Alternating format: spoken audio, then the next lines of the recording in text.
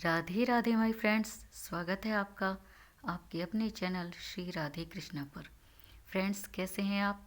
I hope आप जहाँ पर भी हैं बहुत खुश हैं, एकदम स्वस्थ हैं, मज़े में हैं। फ्रेंड्स, आज मैं आपके साथ शेयर करने जा रही हूँ वृंदावन की एक सत्य घटना। फ्रेंड्स, वृंदावन में एक भक्त रहता था ठाकुर जी का, बहुत ही भोला, बहुत ही सच्चा भक्त, जो सुबह शाम कान्हा जी के मंदिर जाया करता था और उनके दर्शन किया करता और उनका नाम जप किया करता था। हमेशा श्री राधे कृष्ण, श्री राधे कृष्ण, राधे राधे, बस यही नाम उनके मुख पे रहता, जिह्वा पे रहता। एक बार की बात है, किसी विद्वान से उन्हें पता चला कि अगर आप किसी काम को, किसी मनोकामना को मन में रखकर किसी काम को करो 12 वर्ष तक, तो वह मनोकामना सिद्ध हो जाती है, वह काम सिद्ध हो जाता है। तो उसने इसी बात को सत्य मानकर ठाकुर जी के मंदिर में जाकर कहा, ठाकुर जी, ये लो फूलों की माला। वह अपने हाथों से फूलों की माला बनाकर ले गया था और अब ऐसी ही माला फूलों की मैं तुम्हें हर रोज़ 12 वर्ष तक पहनाऊंगा, पर जब 13वें वर्ष का पहला दिन होगा तो तुम्हें मेरी कुटिया में आना होगा ये माला पहनने के लिए। और ऐसा कहकर उस भक्त ने, जिसका नाम कि अब कृष्ण दास पड़ चुका था, क्योंकि वह ठाकुर जी का बहुत बड़ा भक्त था, कृष्ण जी का बहुत बड़ा भक्त था, इसीलिए लोगों ने उसका नाम उन्हीं पर रख दिया, कृष्णदास उनका नाम रख दिया उस भक्त का। तो दोस्तों, चाहे आंधी हो या तूफान हो, वह जो भक्त था कृष्णदास, उसने 12 वर्ष तक रोज ठाकुर जी को माला पहनाई अपने हाथों से फूलों की बनाकर, और रोज कहता, देखो आज मैंने पहना दी है, आज दूसरा वर्ष है, आज तीसरा वर्ष है, ऐसा कहकर हर वर्ष याद दिलाता रहता कि 13वें वर्ष आपको मेरी कुटिया में आना है माला पहनने के लिए। ऐसे ही 12 वर्ष बीत गए। जब 13वें वर्ष का जब 12वें वर्ष का आखिरी दिन था, तो भक्त ने कहा ठाकुर जी से माला पहनाते हुए कि देखो ठाकुर जी, आज जैसा कि मैंने मनोकामना मांगी थी आपसे और कहा था कि 12 वर्ष तक मैं आपको माला पहनाऊंगा, तो आज मेरे 12 वर्ष पूरे हो चुके थे और अब आपको भी अपना वचन, अपना वादा निभाना होगा, और 13वें वर्ष का कल पहला दिन है, तो कल आपको आना होगा ये माला पहनने के लिए मेरे हाथों से। और ऐसा कहकर वह भक्त कृष्णदास अपनी कुटिया में चला गया। जब 13वें वर्ष का पहला दिन था, तो सभी 56 भोग बनाकर कृष्णदास ने अपनी कुटिया में रखे बड़े ही प्यार से, और बहुत जितना हो सकता था उससे बन पड़ती थी उतनी अपनी कुटिया में साज सज्जा की, और ठाकुर जी के लिए आसन लगाए और सोचा ठाकुर जी अकेले थोड़ी ना आएंगे, उनके साथ उनकी प्रिय गोपियाँ भी आएंगी, हो सकता है गैया भी आ जाए, साथ में ग्वाल बाल भी आएंगे। यही सोचकर भोजन थोड़ा ज़्यादा बनाया कृष्णदास जी ने। जब दोपहर हुई, दोपहर का समय हुआ, तो कृष्णदास जी ने सोचा कि ठीक है, सुबह नहीं आए कान्हा जी, मेरे ठाकुर जी, उन्हें बहुत काम होते हैं, सुबह वहाँ मंदिर में भी तो आरती वगैरह होती है, उनका पूजन होता है, तो वहाँ भी वो रुक गए होंगे, उन्हें कुछ काम होगा। जब दोपहर भी ढलने लगी, तो कृष्णदास जी ने सोचा कि कान्हा शाम को आ जाएंगे, दिन में उन्हें बहुत काम होते हैं और काफ़ी भक्तों से मिलना होता है, सभी की सुनते हैं, तो शायद शाम को आएंगे। जब शाम हुई, तो जो कृष्णदास भक्त थे वह कान्हा जी की, ठाकुर जी की बाट जोहते रहे, इंतज़ार करते रहे, पर ठाकुर जी नहीं आए। जैसे जैसे अंधेरा होने लगा, अब तो कृष्णदास जी का दिल टूट गया और वो अपने कान्हा से मन ही मन लड़ने लगे, नाराज़ होने लगे। मैंने कितना इंतज़ार किया, 12 वर्ष तक आपको अपने हाथों से पुष्पों की माला बनाकर पहनाई, और 12 साल तक मैंने आपसे कुछ नहीं मांगा, बस यही कहा कि आप मुझे दर्शन दे दो, मेरी कुटिया में आके मेरे हाथों से माला पहनो, मेरे हाथ से भोग लगाओ। पर ठीक है। और कृष्णदास गुस्सा होते हुए कि अब मैं इस नंदगांव में रहूँगा ही नहीं, वृंदावन में रहूँगा ही नहीं, मैं चला जाऊँगा बरसाना। और ऐसा कह के कृष्णदास जो भक्त थे उन्होंने अपना सामान समेटा, जो खाना था वो अपनी झोली में डाला और चल पड़े। बहुत ही गुस्से में थे। आगे जब गए, थोड़ा जंगल में पहुँचे तो देखा कि बहुत सारी गैयाँ आ रही हैं उनकी तरफ। और जो भक्त कृष्णदास जी हैं वो तो क्योंकि बहुत नाराज़ थे तो अपनी धुन में चले ही जा रहे हैं। पीछे से एक बालक ने आवाज़ मारी, अरे बाबा रुको, देखो कितनी सारी गैयाँ आ रही हैं, तुम्हें चोट लग सकती है, तुम थोड़ी देर खड़े हो जाओ और फिर आगे जाना। मगर कृष्णदास भक्त तो सुन ही नहीं रहे थे, बहुत गुस्से में थे। फिर उस बालक ने कहा, अरे बाबा क्या हुआ, किस सोच में हो, देखो गैयाएँ तुम्हारी तरफ आ रही है, चोट लग सकती है।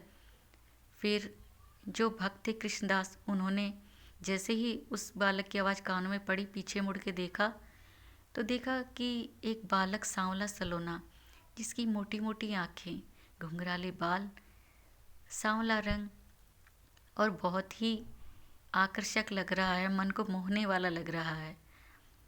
तो उस बालक ने कहा, अरे बाबा थोड़ी देर रुको मेरे साथ, इन गैयाओं को निकल जाने दो, तुम्हें चोट लग सकती है। तो कृष्णदास जी ने कहा कि ये गैयाएँ किसकी हैं? तो उस बालक ने कहा, नंद बाबा की गैयाँ हैं।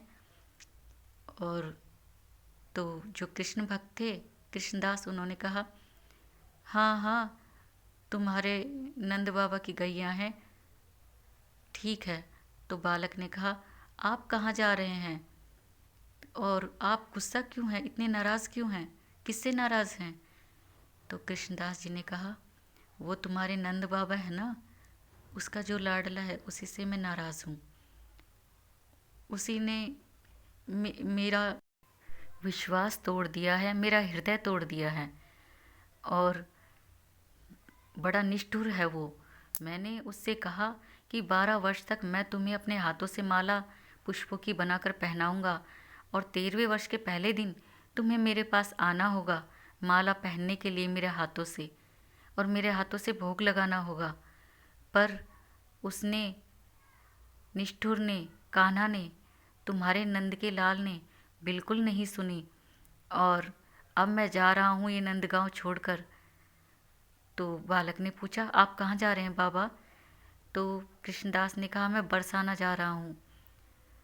तो उस बालक ने कहा, अरे बाबा तुम्हारे झोले में से तो, तुम्हारे इस पोटली में से तो बहुत खुशबू आ रही है, क्या है तुम्हारी इस पोटली में? तो कृष्णदास जी बोले, उस कान्हा के लिए मैंने भोजन बनाया था, जो आया भी नहीं। तो बालक ने कहा, मुझे भी भूख सी लगी है, तुम भी कुछ खा लो मेरे साथ, क्या मुझे नहीं खिलाओगे ये भोजन? तो कृष्णदास जी ने सोचा, अब कान्हा ने तो, कृष्ण जी ने तो खाया नहीं है, तो क्यों ना ये भोजन इस बालक को ही दे दूं। तो कृष्णदास जी ने अपनी पोटली में से, अपने झोले में से वो भोजन निकाला, 56 भोग निकाला और उस बालक को दे दिया।